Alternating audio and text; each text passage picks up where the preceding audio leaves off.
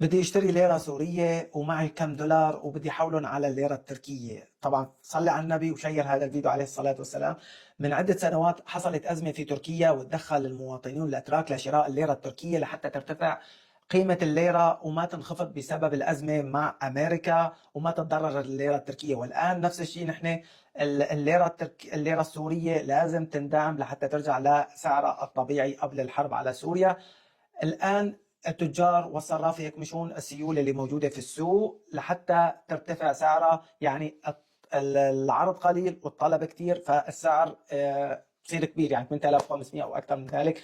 السعر في البنك المركزي هو 11000، هذا هو الصحيح.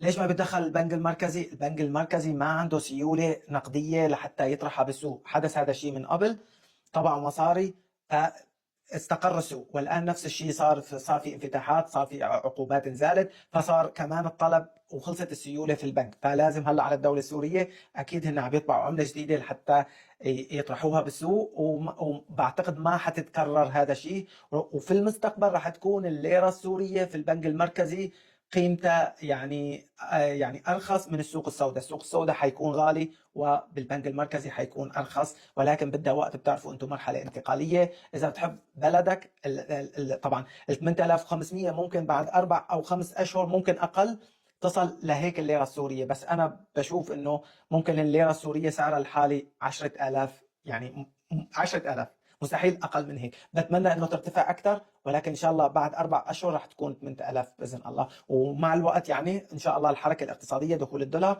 وبالاضافه رح يعني الاستثمارات رح تنزل باذن الله. تحيه لكم. على خلف احفظوا وانشروا هذا الفيديو، والى اللقاء.